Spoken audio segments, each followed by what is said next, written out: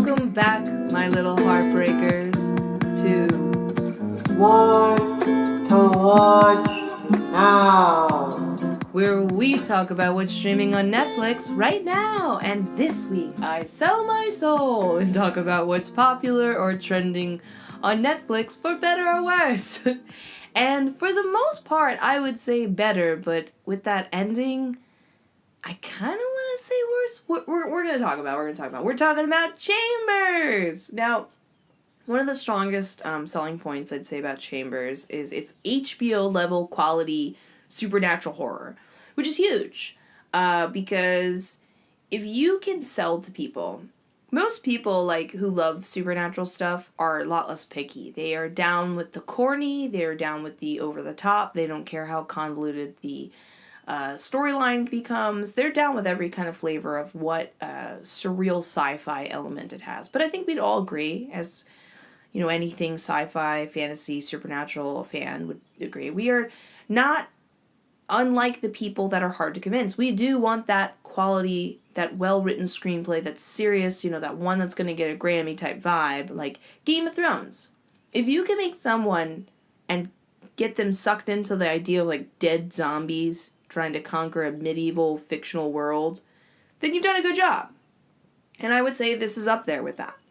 And the other thing I would say is the selling point of why you should check it out is it's got major Fire Walk With Me vibes. The reason why this is so important is I fucking love Fire Walk With Me. And the reason why Fire Walk With Me is so amazing, you should totally check it out, is so when I watch things with my boyfriend, we are talkers. We become talkers over we watch a lot of stuff together, and we pause everything and we just go into like deep discussions. It's like very stimulating for us. So for us to just be dead quiet, watch something, silence, total laser focus, that is rare. And Fire Walk With Me has, through its music and continuous long shots, you get zoned in, you lose track of time, and I cannot describe how surreal they make the mundane feel. How I can't explain it other than it's like you are hallucinating. You are on drugs. You are transported. You will not feel like yourself experiencing it. That is how profound this crazy vibe is. And I'm all about vibes being recreated and built on, and this for sure did that. So there are for sure some crazy shit going down. So we start off with our main character, Sasha Yazzie, played by Sivan Alyra Rose, and little cutie patootie number one, TJ Locklear, played by Griffin Powell-Arcand, which, by the way, I looked up on his IMDb. He was on Little House on the Prairie. I was like, oh my god! I used to watch that when I was little. Wait, did I? Oh, I watched 1 or 2 episodes. I can't remember. I was actually more of a what's her name? Medicine woman, something like that. Do you know what I'm talking about? My mom loved that damn show, so I always like saw it in the background by default. Anyways, so they're getting together. Background, just to give some like context. They are both, now they describe themselves as Danae. However, I got a little confused here. If someone can clarify this for me, I would love that. I have a Twitter in the link below. I also have a Patreon if you want to become a supporter today. I'm adding a bunch of cool ass content very soon.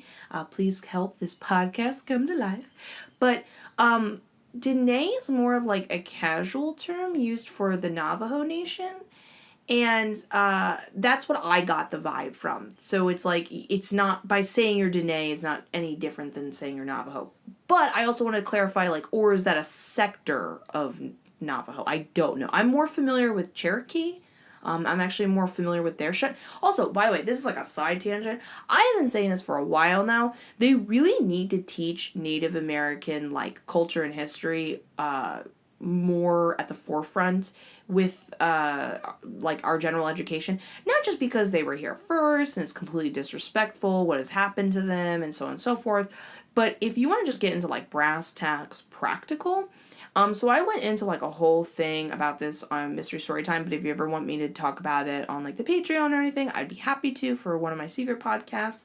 But essentially, I think this is like specifically in the Cherokee Nation, they have a ton of, like, before there were like telescopes, anything was going on in any sector of the world, these people had like a different word for it, but they had terms for black holes, different dimensions, gravity. They had a higher sense of understanding of what was going on with them beyond just the idea of like, and I say this respectfully so because I'm like totally connected to trees and stuff, but it's not as simplified as just being like connected to nature. It like goes way beyond that. There's like something they are honed the fuck into, and I just think it's so useful and should be branched upon. Yeah, so I love that shit. I think it's so fucking cool, and you should totally look this shit up too. So anyways, so they are Danae. I'm just gonna call them Danae moving forward. So they're both Danae, and they're so cute, and they're gonna lose their virginity to each other. You hear the Smiths playing, you're locked into this vibe and zone, but oh my fucking god. Sasha's barely gotten to kissing, and the girl has a fucking heart attack. I mean, if that's not worse than, like, your parents walking in on you trying to have sex. Like, I feel like that's the equivalent, right? So, essentially, she has a heart attack, and then we quickly fast forward to her life afterwards. She is struggling with people constantly being worried about her, her boyfriend included. He won't even touch her. Don't worry, they eventually have sex, and, like, everything's cool after that. But, it's definitely different. And she, even before anything, like, she meets this other family, she is already dealing with this sense of, like, guilt, fear. She doesn't understand why she's alive, so on and so forth. But by coincidence, or they want you to think that, the father of the girl whose heart was transported into Sasha shows up at her uncle's pet shop that he owns one day. And he basically reaches out, what is it called? An olive branch, and is like, will you come have dinner with us? It would mean the world to us because, you know, they want to feel connected to their dead daughter, blah, blah, blah. But right then and there, this is why you're going to root for Sasha and you're going to fucking love her. Our girl is not a cliche horror victim. Hell fucking no. From day one, she is like, this is sus. I don't agree with this. But unfortunately, the uncle fucking sucks her in. Oh, this is the biggest mistake I've personally experienced. I actually have I'm going to sound a bit aggressive when I talk about this, but please, trust me, I have a very good fucking reason to have these beliefs, and I have experiences to back it up. But I am a big if you want to do something nice for me, just know I owe you nothing in fucking return. Nothing. Do something nice for me because you want to do something nice. And when I do something nice for you, I'm going to do something nice just for you. Like, whenever I've reached out to do something nice for people, actually, I'm quicker to help strangers, to be honest with you, because my first thought is just, like, then I can just do something nice to them, and it can just be simply that. Like, we can all both move on. Like, I just wanted to do something nice.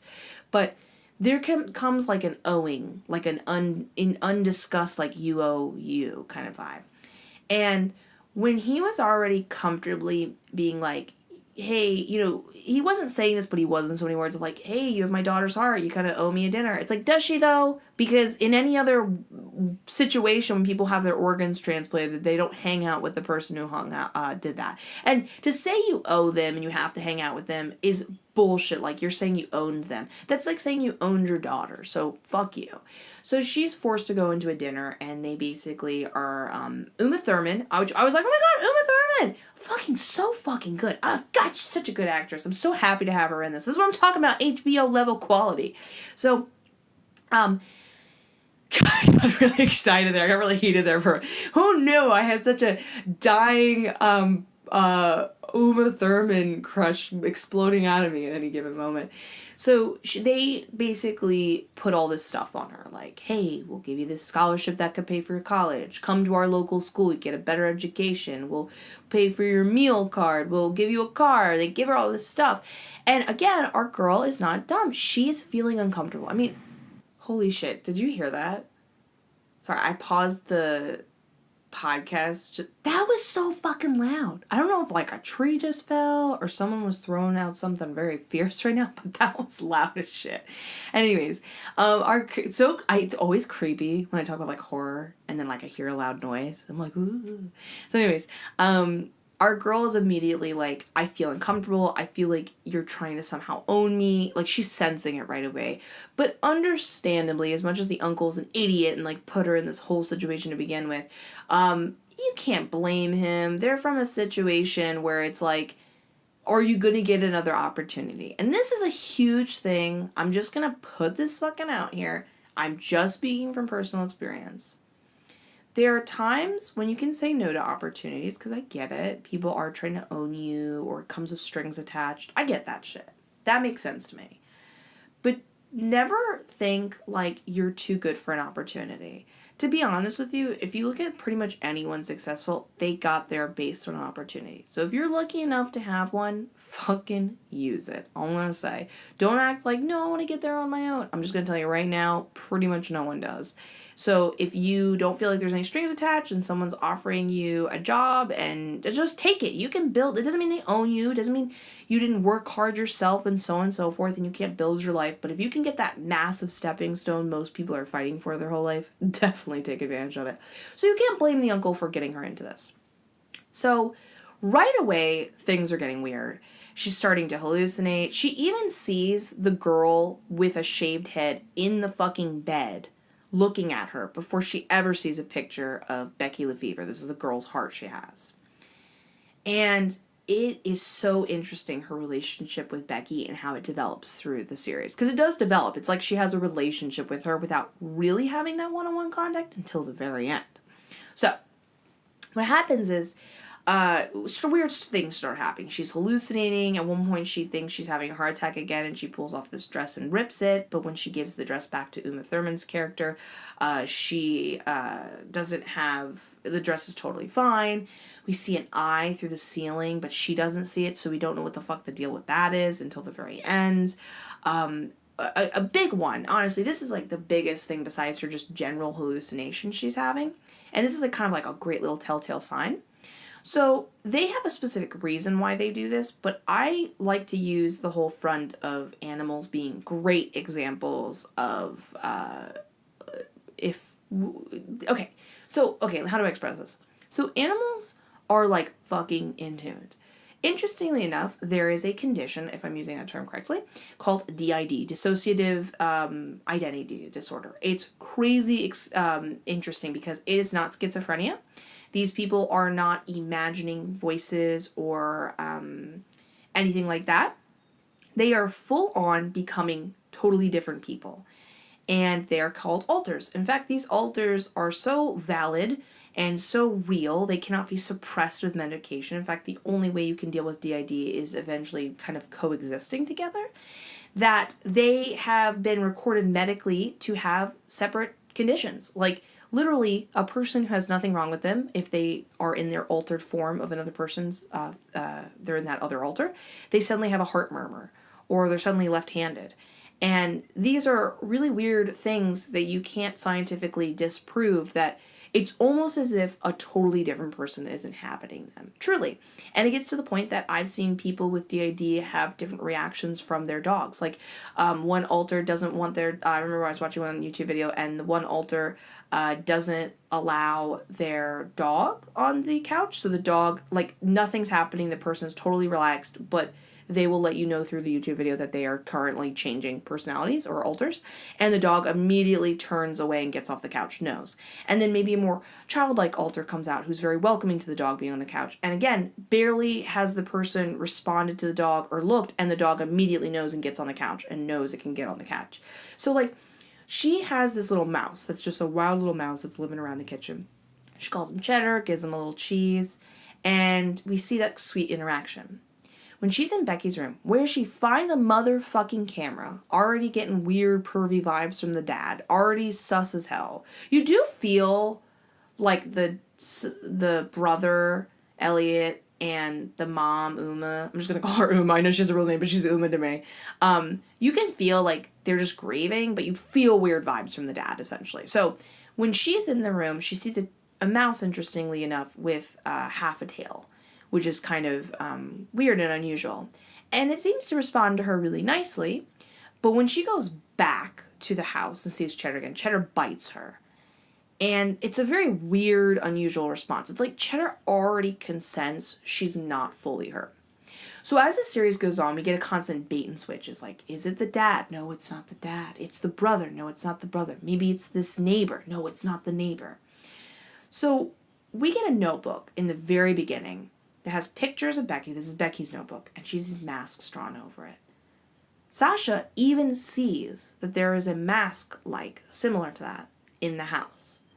So there's already a weird connection going on with the family. There's already this weird thing going on.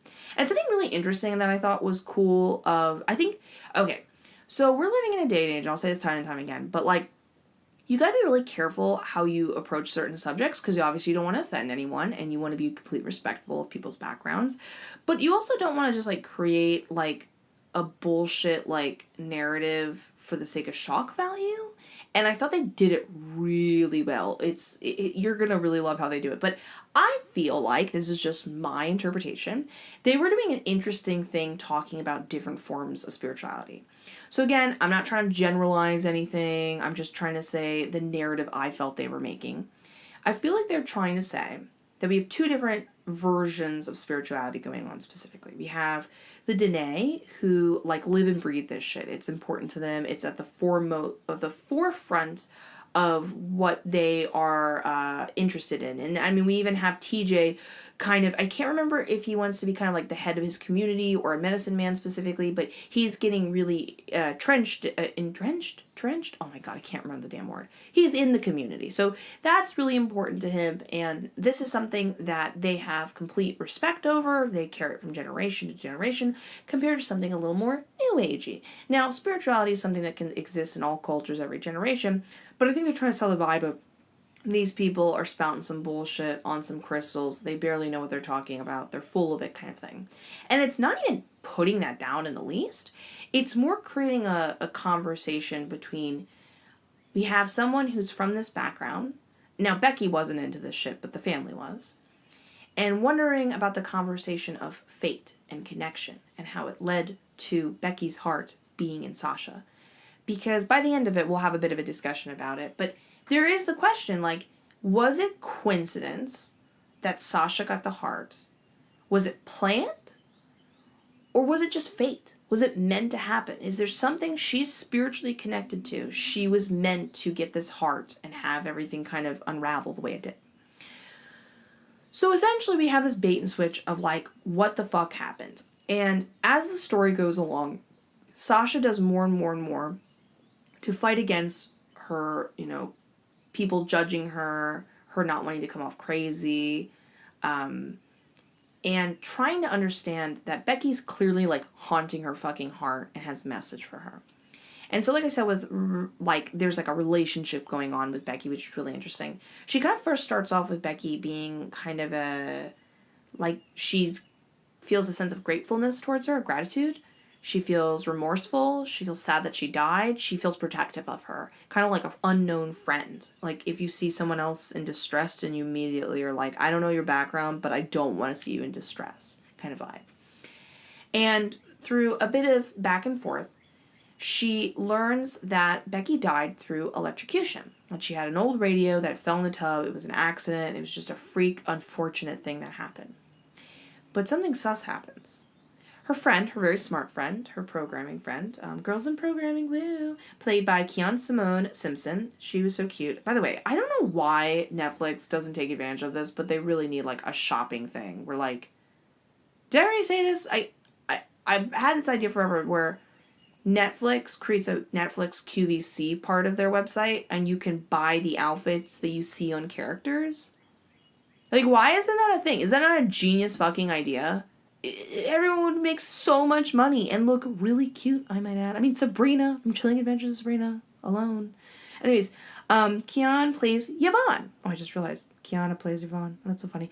Anyways, so Yvonne is I was doing research and your heart, that's not possible because if you get electrocuted, your organs basically fry up. There isn't a way to essentially pass on the organs. So she really did die via electrocution. You really can't pass on your organs if that happens. So it's already weird and very mystical. And she does some more research. She has to figure out what was Becky trying to remember or not remember, whatever. You learn that Becky, towards the end of her life, was becoming very dark, and something was wrong, and she couldn't understand what was wrong. So one night, she took some drugs, ayahuasca, and she was trying to connect to what was causing her sadness, but she couldn't remember. She then remembered, felt traumatized by this, and purposefully dropped the radio in the bathtub to murder herself, essentially, because she was so traumatized and she knew she needed to die. That is like so many levels of fucked up. It is crazy. So then it leads you to go, well, what the fuck did she remember? Because she's remembering what Becky's remembering. Like, let's go deeper. And this is where it gets weirder. Sasha starts to have, like, some evil shit happen around her. She starts to respond very violently, but she can't tell if it's a memory or Becky's choice or her own. She's starting to, beautifully, this is like another reason why it's really fun to watch. There's nothing more tiresome than watching the main character either make dumb decisions or watching everyone around her try to tell her she's crazy, when in fact, pretty much everyone around her totally fucking believes her and is there for her.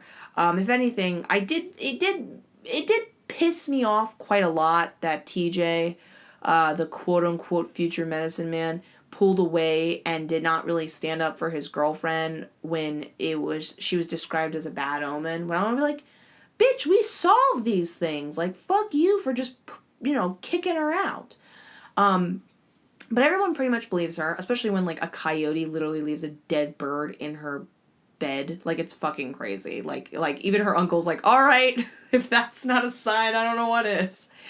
But essentially, as she's digging deeper, Becky is starting to take a hold of her. She's starting to get blonde strands in her hair, and at one point, she gets fully fucking possessed, and her eyes go blue. To the point that she full-on becomes Becky. Like, looks like Becky. Like, literally is Becky with Sasha inside her. It's nutso. And as things go along, Becky's not fucking nice at all. I get the vibe that Becky's kind of fucking evil in a way. And honestly, to know if Becky is evil or not is kind of honestly up for debate. I really love to know what you think. Because we get a flashback before she full-on gets possessed by Becky, where she remembers being at this rock that her and her friends and her brother used to hang out at. And she was tied to it and surrounded by people in masks. We got a cult vibe going on. And she was consumed, like, what went inside her was this, like, black smoke. Again, I will always think of the monster from Lost. But this, like, smoky apparition goes inside her. And she feels that it is evil. It is making her evil. We learn that the whole mouse thing with the tails, she was weirdly getting mice and chopping off their tails and making, like, a rat necklace. Like, fucked up shit. So that's why the Cheddar was like, I sense the evil. I sense Becky's a rat killer. No! Or mouse killer. So she ends up, I'm just losing my track of thought here. So she has this thought process where she thinks that the life coach did it. And he did do it. He was a part of it. But he is not our main culprit. No. It's about to get way weirder and way fucking darker. So at the very end, she is like catatonic. She straight up looks like fucking Becky. Like Becky's straight up cuddling with TJ. And it's not like they don't make a bigger deal out of it. As far as we know, it is Sasha. She just looks like Becky. It's crazy and supernatural. And they take her to a place that is called the Annex or something like that. It's a symbol. Now, the Annex is kind of hinted at very lightly in the background throughout the series. You're not really paying attention to it. They did a really good job of letting it be just so subtly in the background. But Annex is kind of like a futuristic, new agey science place. But for sure, there's some like Hawkins vibes about it. You know what I mean? It's sinister. It's evil.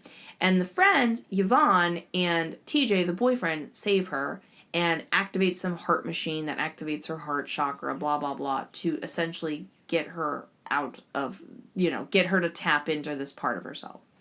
So in this moment, she is trapped in a version of her house in this like pinky smoky aura vibe. And in this pinky smoky aura vibe, she is with Becky, and Becky has tied her up. And they have a weird conversation. Initially, Becky's creepy, just some soft touching, fucking bane of my fucking existence when it comes to like evil shit. Guys, when you have soft touching, I'll never rewatch your show again, you fucking idiots. Like, do you not want me to rewatch your show and tell all my friends, like, go watch it? Like, that's the number one thing that will just never make me want to watch a show again, is soft touching. It's like, do you know how many great, awesome characters have been evil in a lifetime of, like, cinema and stuff and don't have any soft touching? You uninventive fucks. So anyways, I love Uma Thurman and I hate soft touching. Hello, hi, nice to meet you. So she is being evil and seems really dark as Becky. But then she has a moment where she's very human and explains that she just wanted to, like, go to Paris with her mom and, like, help her brother get clean. And, like, she's a normal person who didn't ask this. And you realize, especially in that moment, when, I don't blame Sasha for being like, girl, we ain't friends. You have me handcuffed right now. You are trying to get me to kill myself. What the fuck? She says, you know, Sasha does make one mistake saying, like, maybe they can help you. Maybe, you know, it can get out of it or whatever.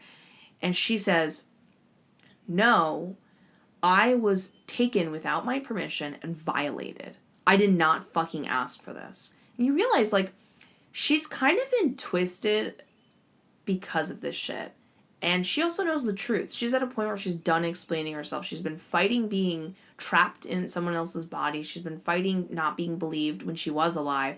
She's kind of, in a way, very rationally going through trauma and trying to deal with a very serious situation, which is, she says that whatever got put in her, that is now currently in Sasha, is evil. And Sasha needs to kill herself. And it's not a jealousy thing. It's nothing other than being, like, fully aware of what evil is and just knowing it doesn't exist. It's not enough for her to not exist and then die and then move on. Like, she's not like, I'm a ghost, let me free, bye, bitches. She's like, I can't rest until this does too.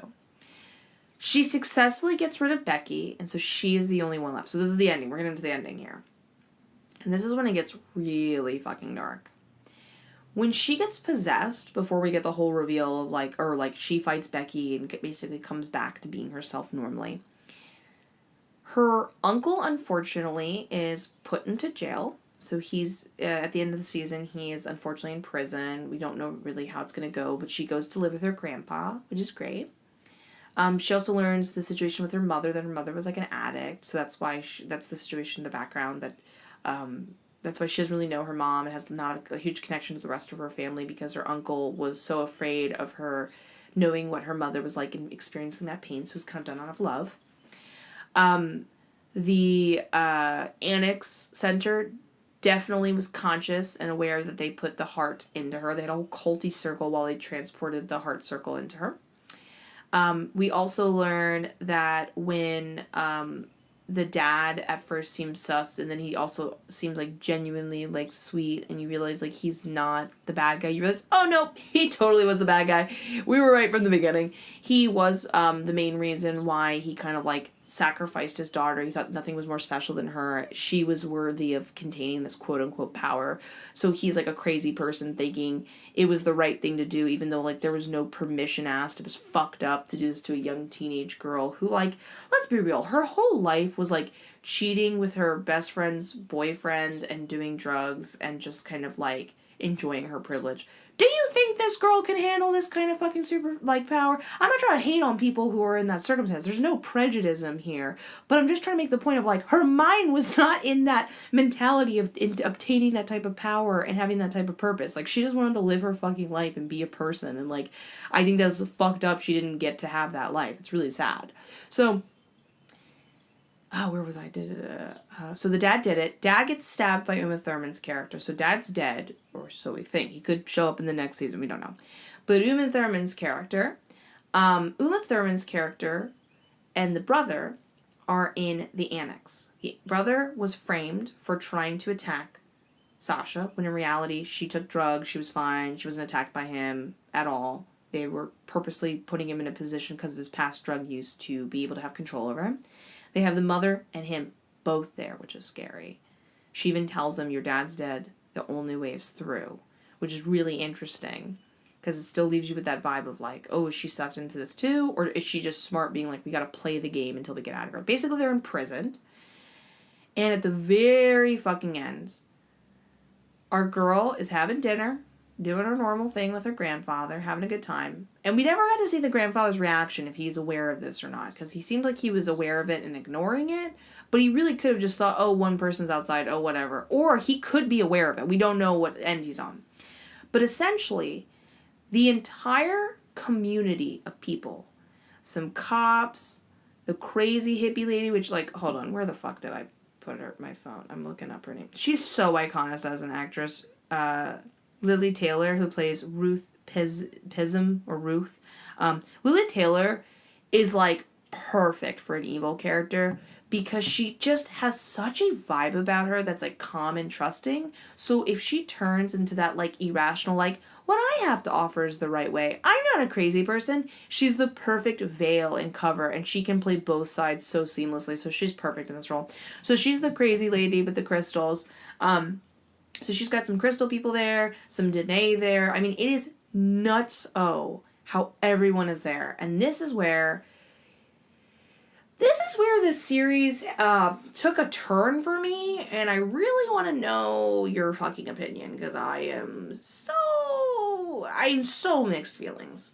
So essentially they revealed to her that, like, clearly everyone's in on it, which is, like, crazy. I didn't see that many people in the flashback, so I guess not everyone's being invited to the meetings. But she explains they've all been waiting for this. They all want it.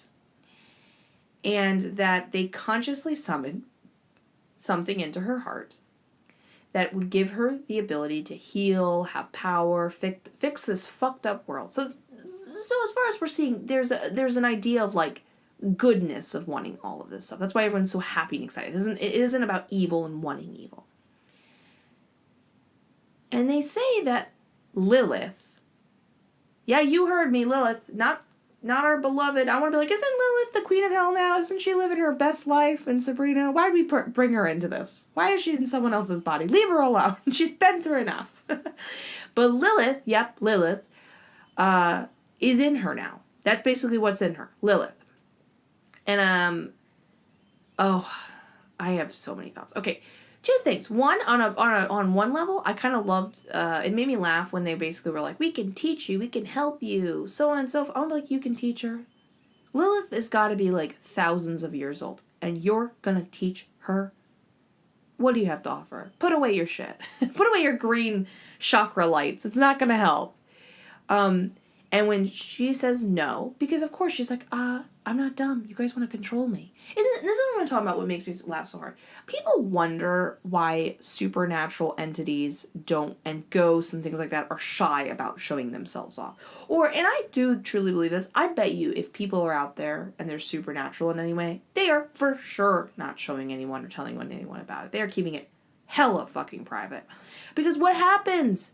People just want to control it, observe it. They say that they love you and support you and worship you, but I'm telling you right fucking now, if there was ever a Jesus 2.0 and he popped up, I'm telling you, in a fucking second, he would be, like, in chains, being observed, but simultaneously being worshipped. It'd be so fucked up. So it just made me laugh, and I kind of loved when the one male guy got kind of aggressive, and it was like, Sasha, come with me. And I kind of loved that she was like, she basically did something with her eyes. Her eyes created two irises. It was really cool looking. And she made, like, half of the community pass the fuck out. Half of them were like, well, I didn't get passed out. This is great. Because we don't know if she, like, murdered them or they just passed out. But our main girl, Ruth, kind of looked a little bit shocked and in fear, which is like, damn right, girl. So that's one side note. I just kind of loved that joke of, like, yep, of course they want to control it. And also, yeah, Sasha barely is aware of her abilities, and fuck yeah, she's doing it. But this is the problem I have. It's not that a supernatural entity is in her, and that's, like, the big reveal. There was a cult ritual, that was the whole Becky haunting, warning her, so on and so forth. It's that it's Lilith. Because it's not a PSA thing because she's Danae and, like, different ancestry and, like, blah, blah, blah. But I guess what I feel weird about is, like, we've kind of been talking about Lilith a lot in TV. not just Chilling Adventures of Sabrina. I mean, think about True Blood. There's like many other forms of TV that have been showing Lilith in the last like maybe 10 years. And because it's so like, I don't know if it's, I think it's Catholic and Christian, right? It's such a sect of that. It kind of takes you out of it. I would prefer, now I know Enoch is also technically a Christian, it's also in the Bible, I think, I'm pretty sure. I don't remember what it is, but it's something. But I'm just going to say Enoch because it's a cool sounding name is what I'm trying to say. So if you told me, guess what, Enoch's in you, and you're like, what the fuck is Enoch? I feel like I'd be a little more down with that mythos. It kind of took me fucking out of it to just be like, Lilith is in you, and be like, wait, what? Lilith? If we're talking about like an all-powerful supernatural being, I'm thinking like older than time. Like, I mean, Lilith's pretty fucking old, but like, do you see what I'm saying? Like, it's weird. And also, I also feel weird about how Lilith is portrayed because like, I didn't fucking know Lilith. I don't even know if Lilith's real because like, I don't really believe in the Bible and that whole like religious sector. But like, I kind of loved Chilling Adventures of Sabrina's take on Lilith. The fact that she was the first woman of Adam, and because she just didn't want to control and submit, and she wanted to ask why, she was kind of replaced with Eve, and that she actually only became twisted because Lucifer put her in an abusive relationship and manipulated her. That could happen to anyone. And that, in fact, Lilith is not truly evil. She became evil. And that she was more seen as evil because she was a woman who wanted to speak out, and that was like very frowned upon in that religion for like ever. In fact, I would say a lot of people still frown upon that, which is bullshit. So kind of creating Lilith as both like a good and a negative thing, I feel like, but like ultimately it's clearly being hinted at that she's truly evil. Like, I don't know, do you see what I'm saying? Like, I feel negative about it. Like, if it just wasn't Lilith and it was a little more inventive and new, I think I'd be way more down with that, essentially. So, that's where I just kind of was like, fucking Lilith? Really? Also, like, I'm very curious, like, where we're gonna go from this. Like, we're definitely not gonna just have, like, casual, like, boyfriend TJ going on now. I want to point out something, though, that I thought was really interesting. Oh, I forgot to mention. Actually, I have a couple things. One, the eye I mentioned in the very beginning. Turns out a woman was living up in their fucking roof and trying to protect her because they clearly did this transportation or something like that with like crystals, and she was building this like body of crystals around her. So she was helping weirdly, but she was this weird homeless lady living in her. And the thing that's so interesting is, I mean, you could say she had blue eyes, Becky had blue eyes, maybe that means something, but I was going to say she disappears and she seems like she's on Sasha's side because she's trying to give the uncle this special thing that'll help ward off stuff. She seems like she's been through this before and aware of it, but then we also see her in the neighborhood and she's with everyone, so I can't tell if she has like a more secretive story behind her and she's maybe against this cult or if she's with it. Like, I was kind of confused about her intentions. But what I'm more interested in is the idea that the Annex wants to control the mom and now the brother. I don't feel like they purely want to control them because they somehow have influence. Damn, that's a loud ass bird. Because they somehow have influence over Sasha. I don't get that vibe at all. I get more of a vibe that, like, okay, so basically our girl, Sasha, was experiencing supernatural things because Becky was inside her. But in fact, clearly Becky was not just chosen because the dad, like, this was like his favorite daughter. But honestly, when you hear about how Elliot and her, Becky, had like almost kind of a weird supernatural connection at times, similar dreams, like if one was scratching themselves out of like an OCD anxiety tic, the other one was grinding their teeth, there was like a weird connection there, even though they were step siblings. So, or were they half? I think they were steps. So what I'm trying to say is there was a weird psychic connection between them. And even with the mother, there were some weird connections there. So I feel like if you're going to be into a crazy supernatural being, you are going to want to study the after effects, like the people surrounding them. A good example of this is there's a really great, fun, wondrous movie called like The Boy Who Could Fly or whatever.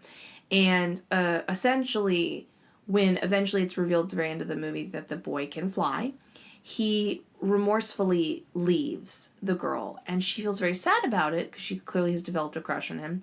But she realizes why he left when he leaves, because suddenly all these scientists are doing studies on her because they have all witnessed him fly, and, it becomes the, by proxy effect of, they're near him. What are the after effects? And it's a total invasion of privacy and free will and stuff like that. So, considering their connection to Becky and what was already going on there's for sure something they want to study and control, and I'm just really curious where it's going to go with that. Normally I hate those type of storylines. It really stressed me out in the OA when she was initially, in that asylum and being kind of caged again. I fucking hated it. I really don't like those plot lines. But I'm genuinely curious where this would go. And I'm also curious with, remember the friend acted like she didn't know what was going on with Becky, but then acted as if she didn't even know Elliot towards the end and was doing the same creepy monologue orientation speech she gave at the very beginning of school. She was giving to the brother at the place, the asylum. And then when they were doing the whole heart chakra transplant with Sasha and trying to get her phasing out of Becky's possession, we saw Ruth watching on an iPad from a distance. So it was they were all leading it. It's they've been in control, essentially, even with the homeless lady living in their house. They have been in control, essentially, this entire step of the way. So it is super creepy and weird, but they better not fucking take away Becky's power, not Becky's power, Sasha's power, because what makes it fun and cool is instead of seeing Sasha locked up and helpless, which they better not make that mistake, it's cool to see Sasha just being like, bitch, I will wipe you fucking out. You better not backtalk me. Give me back my, by proxy, mother and brother, and give them to me, and we're getting out of here. Fuck all of you. Curse. I hex you.